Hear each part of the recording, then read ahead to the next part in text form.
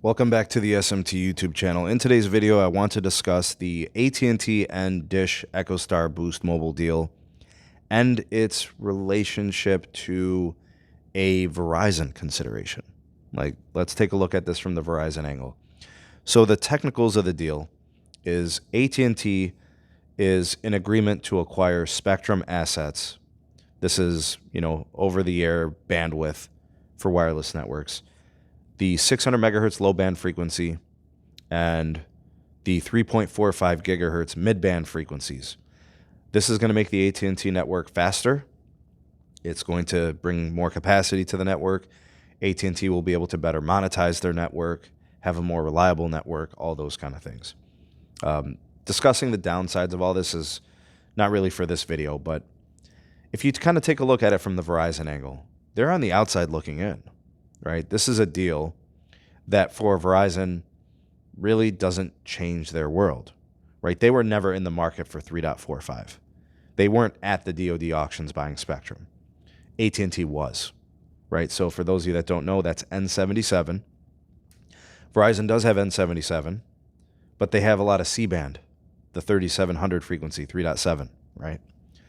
So they're not really concerned, worried, or even in the market for the DoD. They never were. It wasn't even really an option. However, the 600 megahertz, Verizon could have really used. That would have been a low band frequency available across the entire country that they could have put directly into their 5G network. It would have been their low band 5G carrier that would have been nationwide.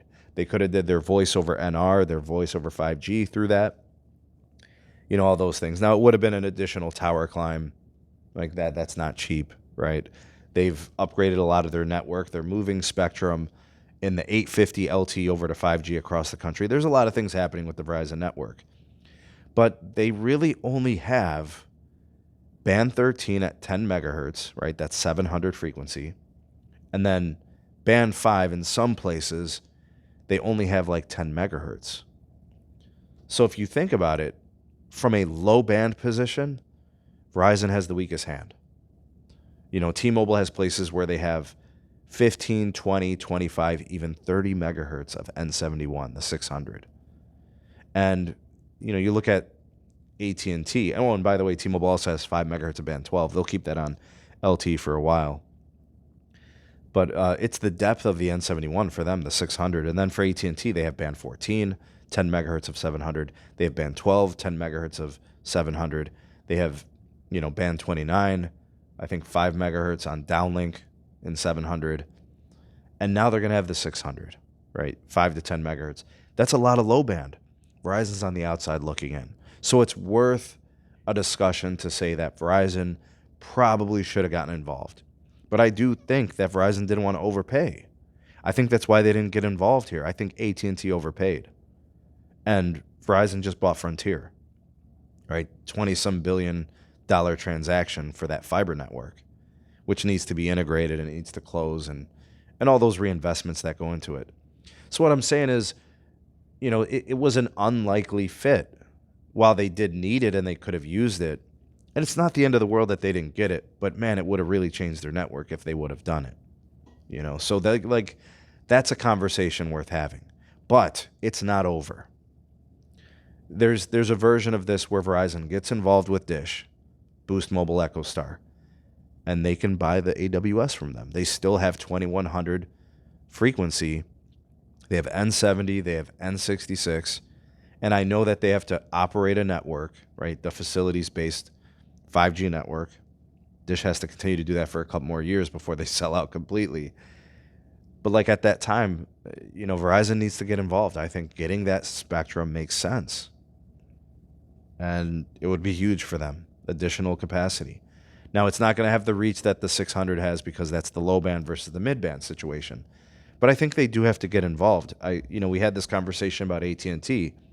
I think the reason why AT&T was willing to overpay is because future looking, the pipeline of spectrum that's going to be auctioned from the FCC, right? That's what's coming to market. I don't think there's any long range frequencies left. The Department of Defense, the United States military, is not giving up any more 3 gigahertz. everything's going to be a higher frequency, which means those networks will have to be built denser because they won't have the travel reach. They won't have the indoor propagation qualities. I think that's what AT&T understands, and I think it's what they know. So I think at this point, we're talking about Verizon here. They got to get involved in the next couple of years for that AWS. I think it's a must. You know, they missed out on the low band, the 600. They shouldn't have really been engaged in thinking about the 3.45. But it's worth their considerations. I think AWS, if it doesn't happen soon, in the next couple of years, I think it does.